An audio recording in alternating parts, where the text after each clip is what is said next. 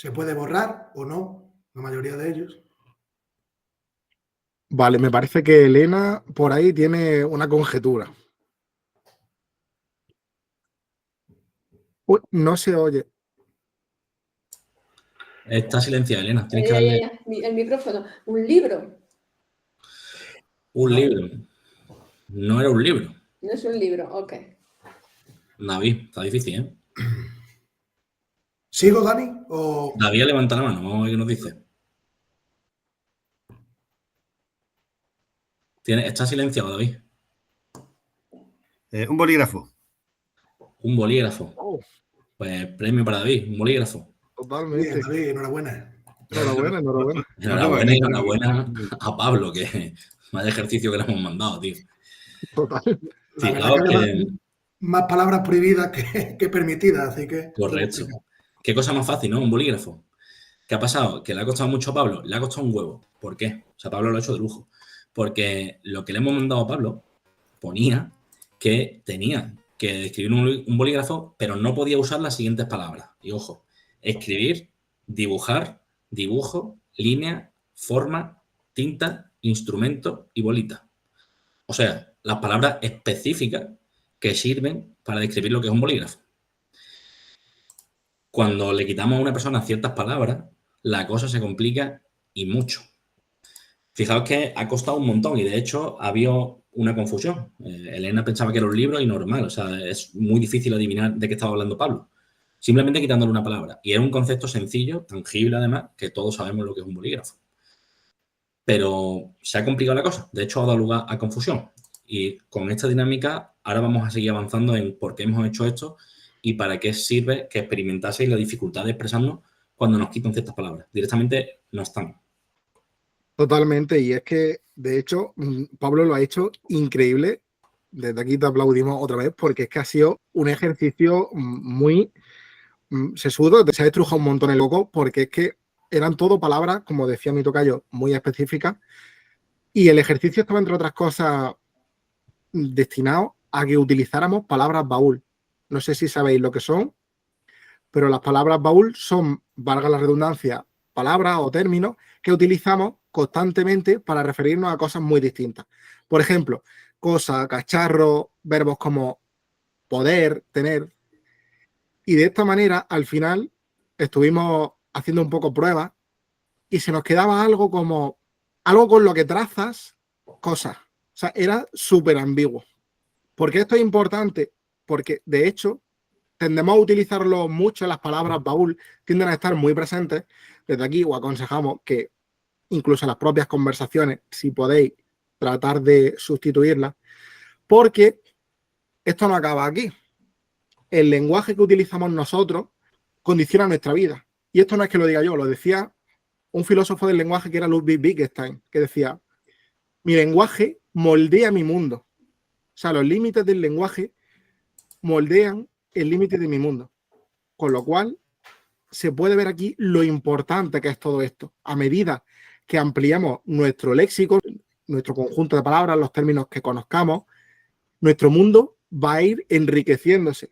De hecho, seguramente hayáis leído novelas de fantasía y que muchas veces te piden el nombre, un nombre concreto. ¿Por qué? Porque en el momento en el que tú le das ese nombre concreto, visibiliza esa realidad.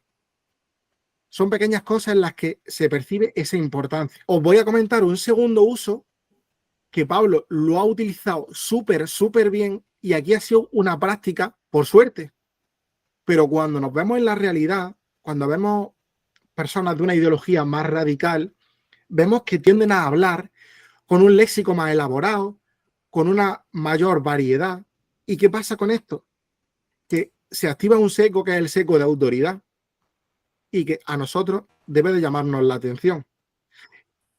Y es que puede servir tanto para bien como para mal. Es decir, cuando alguien habla muy bien, esto nos llama la atención a nosotros y lo escuchan más. Porque encima vas viendo cómo va dando forma a los distintos pensamientos y lo vas siguiendo. De modo que si utiliza solo palabras baúl, al final te pierdes, porque es un discurso súper ambiguo. Efectivamente. Esto lo hemos vivido todos, ¿no? Sale una persona en la tele que automáticamente nos presentan como expertos en geopolítica y vamos a confiar más en su opinión que en una persona que no nos la presenten así, aunque las dos dijesen lo mismo. Esto es el sesgo de autoridad, que es que por autoridad no nos referimos a una autoridad estatal derivada de una jerarquía, sino autoridad en cuanto a conocimiento sobre un tema, ¿no? Confiamos más en las personas que entendemos que tienen conocimiento sobre un tema que en las personas que entendemos que no lo tienen, al margen del contenido de la opinión. Tenemos esa tendencia a confiar más.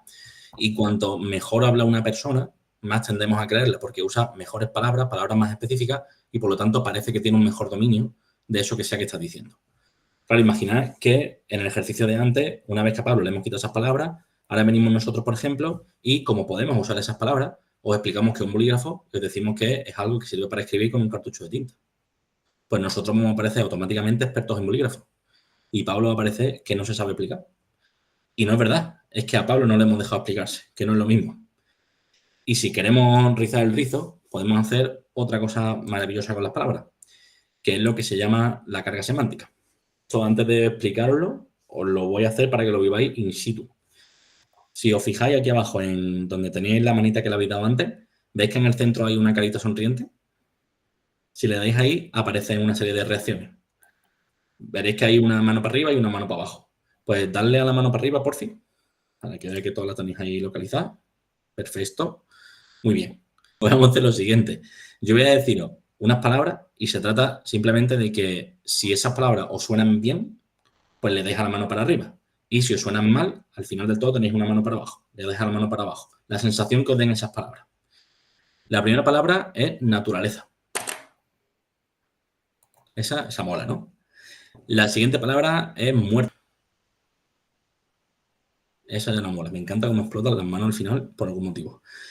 Y la tercera palabra es pionero. Esa mola, ¿verdad?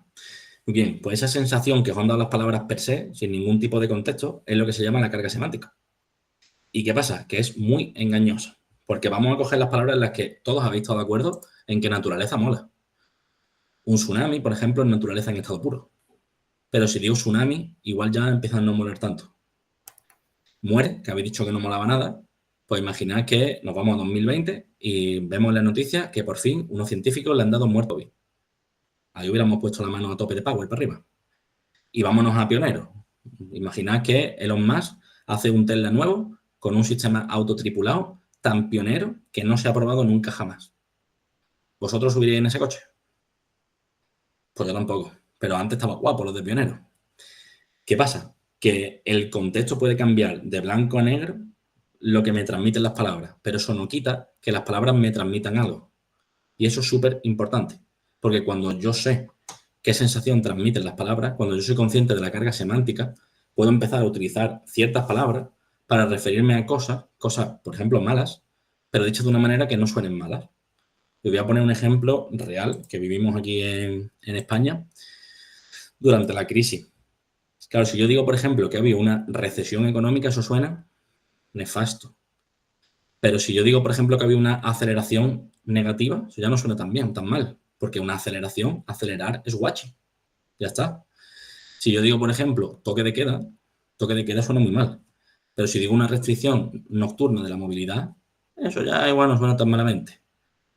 ¿Qué es lo que hago? Cambiar las palabras con las que me refiero a las cosas, tal cual, para decir exactamente lo mismo y transmitir otra sensación. Otra sensación que puede ser completamente distinta. ¿Vale? De hecho, y este es el último ejemplo que os pongo, un ejemplo real, obvio, que hubo quien se hizo un máster en hacer bizcochos, en fin, muchas cosas. Yo me entretuve en escuchar discursos y apuntar cosas, a cada loco con su tema. Pues esto que os voy a contar no es solamente de discursos de políticos españoles, ¿eh? Esto en concreto además fue Francia, Reino Unido y Estados Unidos. A ver si adivináis cuál fue la palabra más repetida en las declaraciones oficiales del... Escribid las palabras que queráis. La más repetida. ¿Alguien levanta la mano? Salud, bien. Claro, esas habrían sido las esperables. Contagio.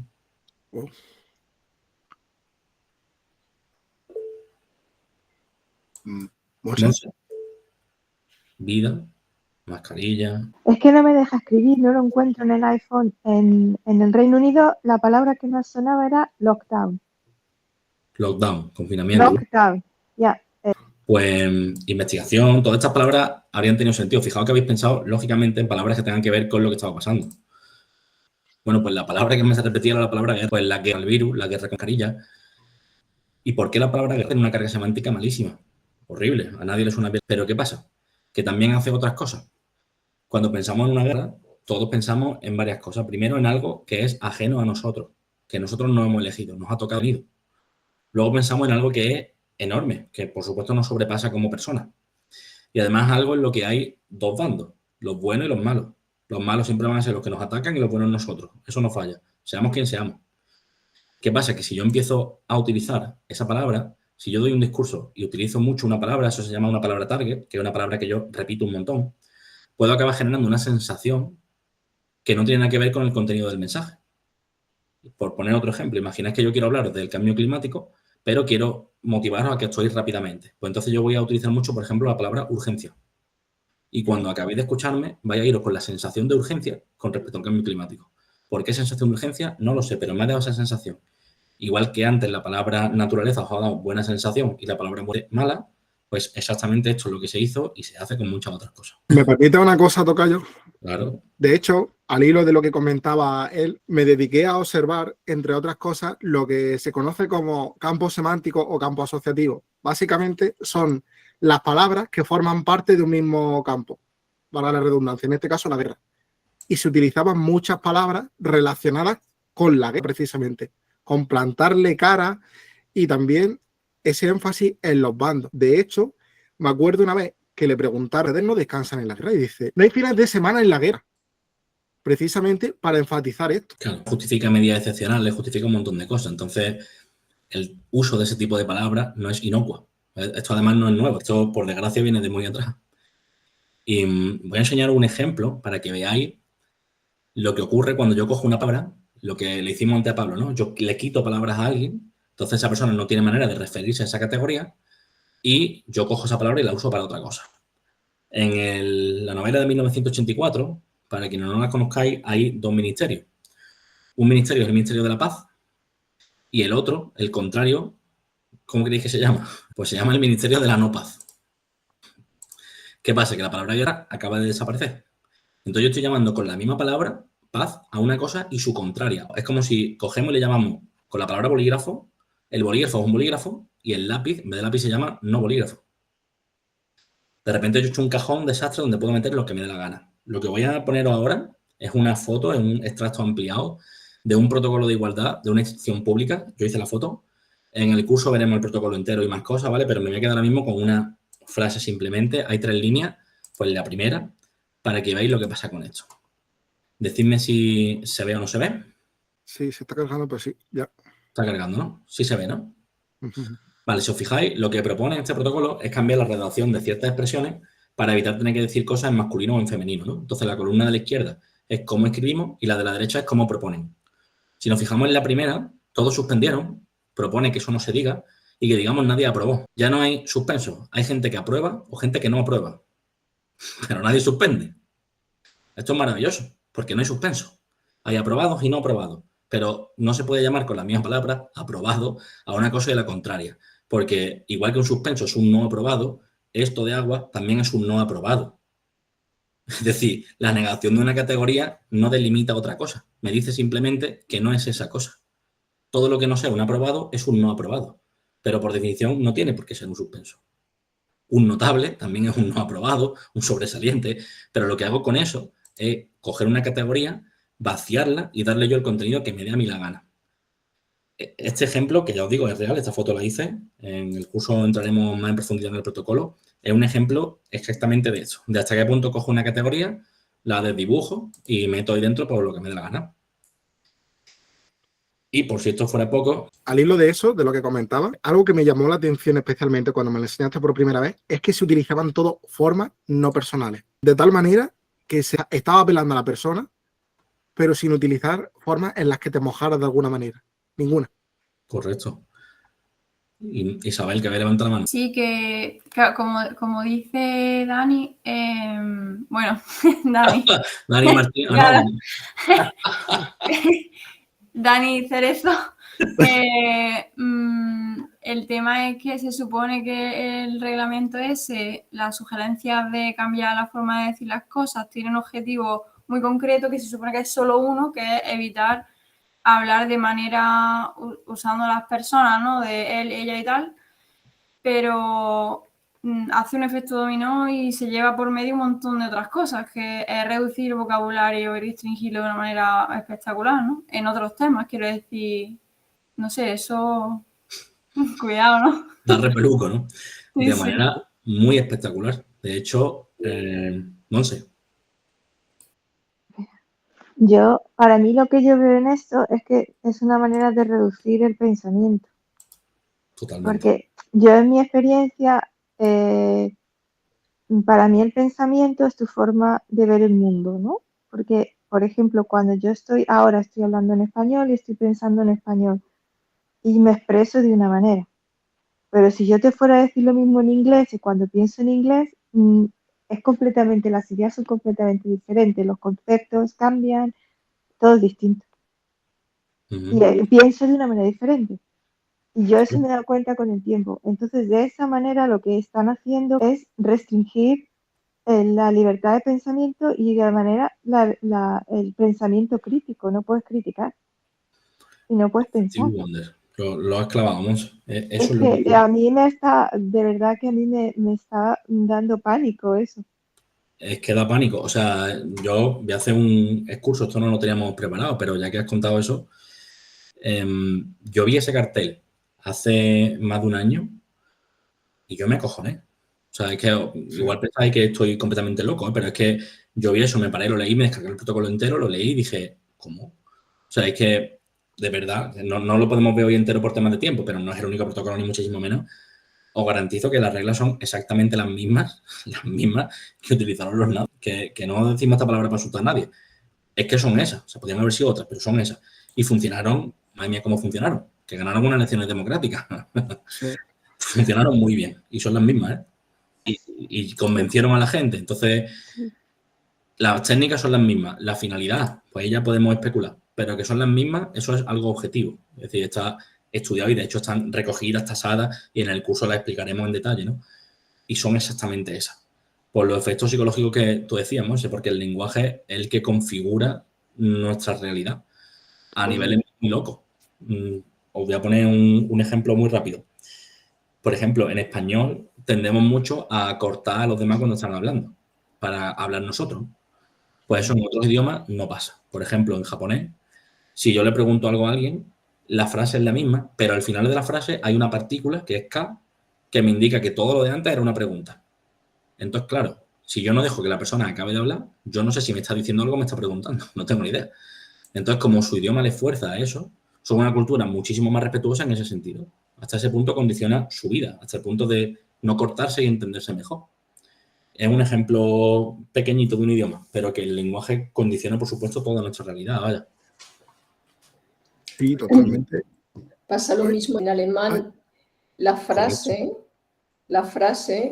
tú estás hablando y el verbo te viene al final y solamente te puedes enterar del total de la frase esperando que llegue el verbo. En nuestro caso, ya sabéis que es la segunda posición. Primero el sujeto, después el verbo, y ahí ya puedes entrar tú, pero en alemán no es posible. Eso es. Pues eso hace, por ejemplo, que por fuerza os escucháis más. Exactamente. Claro. Eso condiciona la realidad de las personas. Simplemente el lenguaje. Wow. ¿Sabes? Hablando de lo de hay cosas que dan miedo, cuando salimos del encierro de la pandemia, eso, la primera vez o de las primeras veces que me monté en un autobús urbano en Sevilla, en la megafonía que suena, la típica que dice, oye, pasad por favor al fondo del autobús para que deje sitio y tal, no sé qué, ¿no? La típica megafonía pregrabada, ¿no? Pues decía que, por favor, aparte de mantener la distancia social y todo esto, que no hablemos con otros pasajeros. La frase era literal. Y cuando yo escuché eso, me quedé como... ¿Esto lo he escuchado de verdad o me lo he imaginado yo? Pero era de verdad. Se supone que es para no contagiarte, pero llevamos mascarilla y era eso. No hables con los demás y es como, no sé. Había un pánico generalizado y eso se notó una barbaridad. El último ejemplo que os pongo, el casi un antes y un después en esto, que lo hemos vivido todo y que es un nombre espectacular. ¿Cómo le llamo yo a una situación en la que limito los derechos fundamentales de las personas y le obligo a hacer cosas como no acercarse a los demás, no poder ver a sus familiares en el hospital y este tipo de cosas? Pues si le pongo un nombre que dé mucho miedo, no va a gustar, entonces pues lo llamo, por ejemplo, nueva normalidad.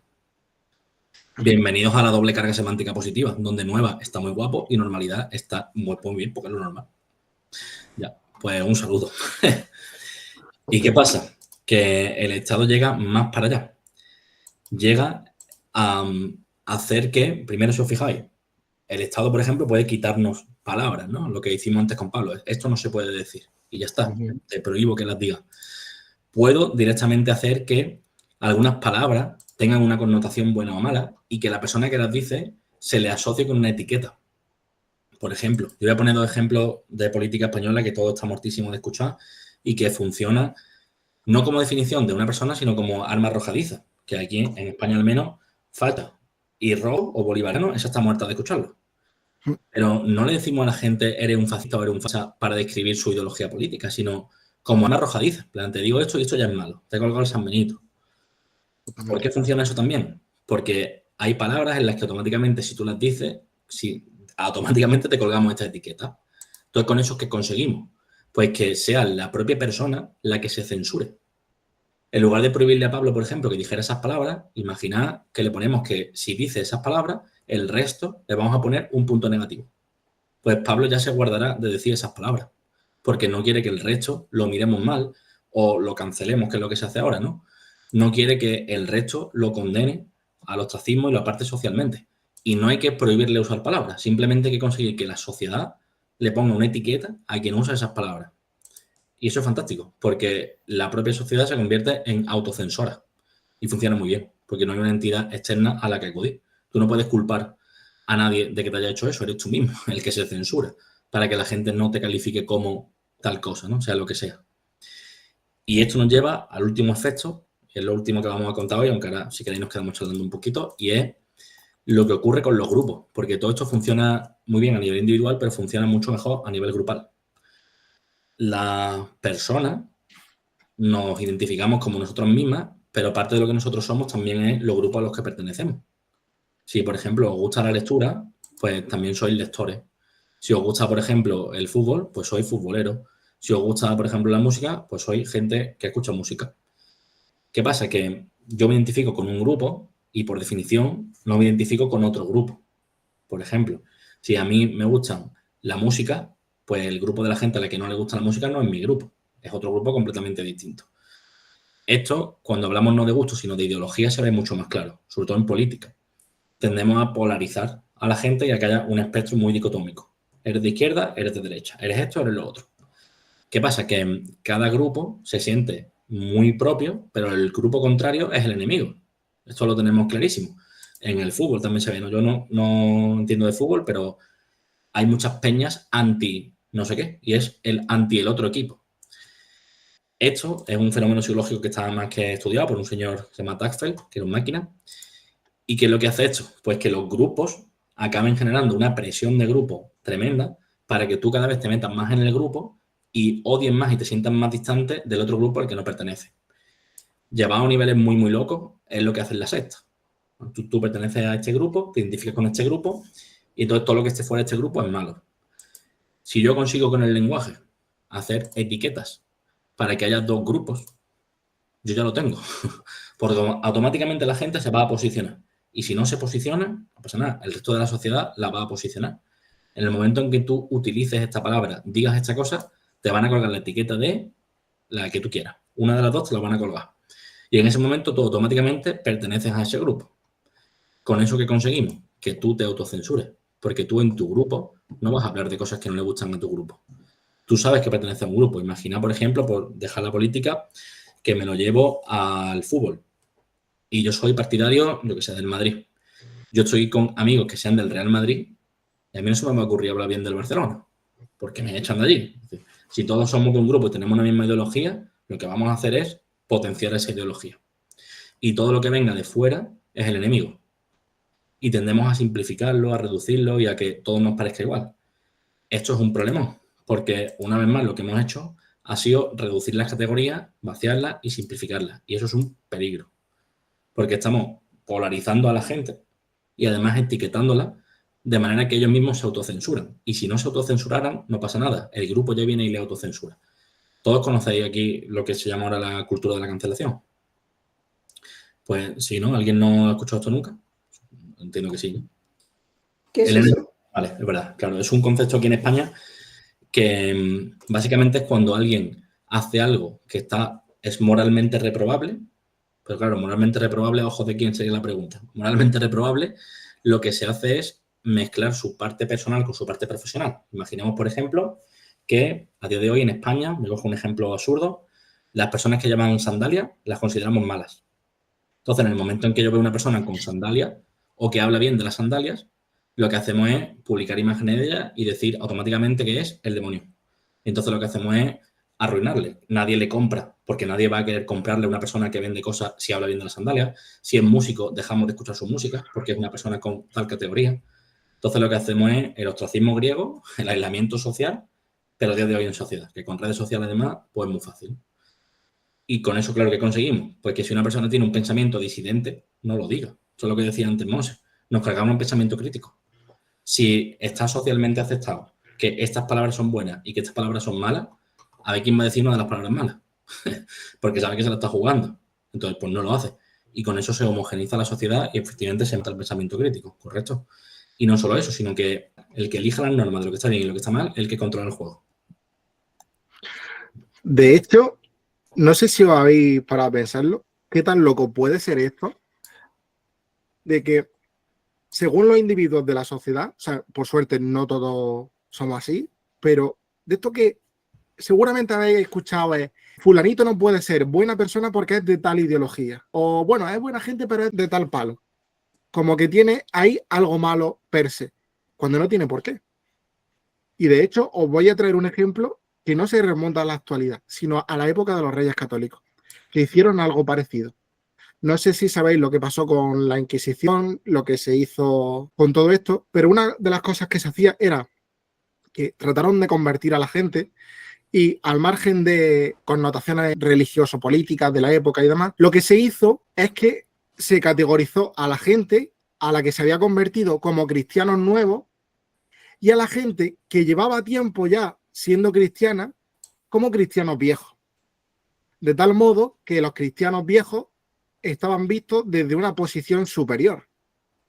Y los cristianos nuevos, pues, tenía que pasar algunas generaciones, de hecho 4, para que su sangre se depurara, según se creía en la época. De hecho, hay unos estatutos que eran los estatutos de limpieza de sangre. O sea, el nombre nos lo está diciendo todo. De este modo podemos ver con qué cosas tan sutiles se puede cambiar totalmente la mentalidad de la población. Es que llamarle genocidio, eso estaba feo. Entonces le llamamos limpieza de sangre, que suena de cojones. Claro. Lo limpiamos todo. No es nuevo, o sea, esto se usa de toda la vida, vaya.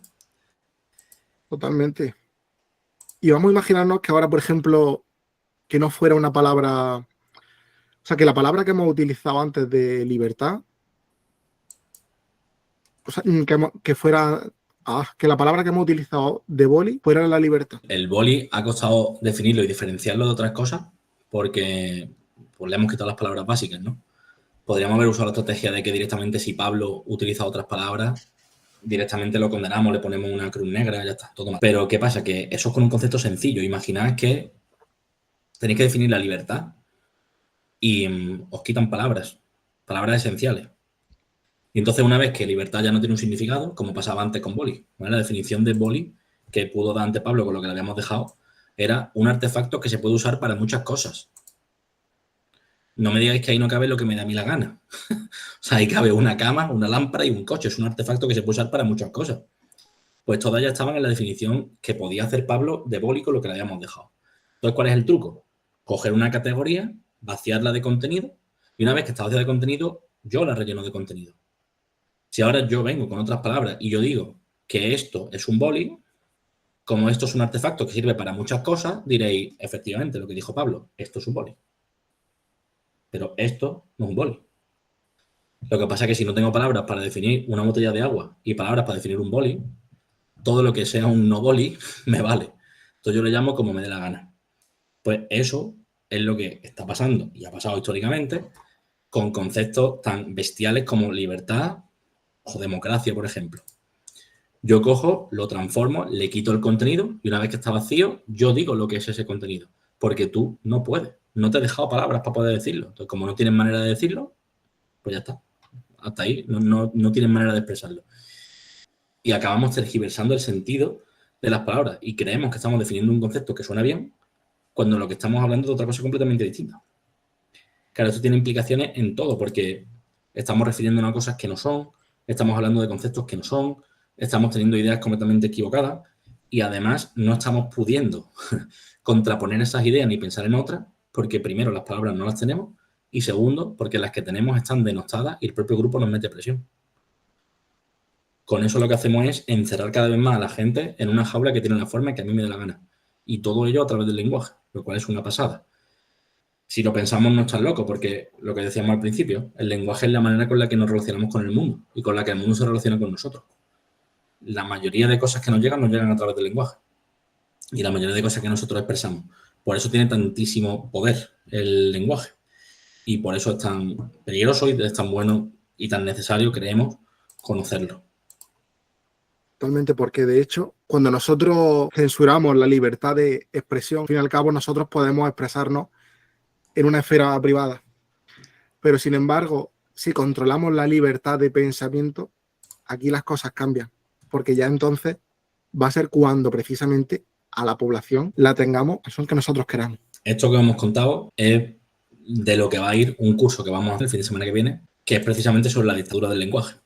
No vamos a ver esto mismo, esto era solamente para la sesión de hoy, pero es de lo que va el curso, de cómo nos manipulan a través del lenguaje, básicamente, enfocado desde el punto de vista de la filología, que es lo que se centrará mi tocayo, y desde la psicología y la comunicación, que es lo que me centra ella. Y vamos a ver, pues, ejemplos reales, vamos a analizar un montón de protocolos, discursos, casos reales que tenemos en nuestro día a día, vaya, no solo para que los veáis y digáis, joder, aquí está, sino para saber también cómo podemos evitar eso, por lo menos estar alerta y en la medida de lo posible defendernos. Os voy a dejar el enlace para los que estéis interesados, que podáis ver de qué va el curso, cuándo es y tal, aunque hay personas que ya están apuntadas, algunas están aquí de hecho. Va a ser presencial en Málaga, para los que no sois de Málaga, también lo vamos a hacer en streaming, así que os lo dejamos para que le echéis un vistazo, si os mola, estaremos encantados y allí hablaremos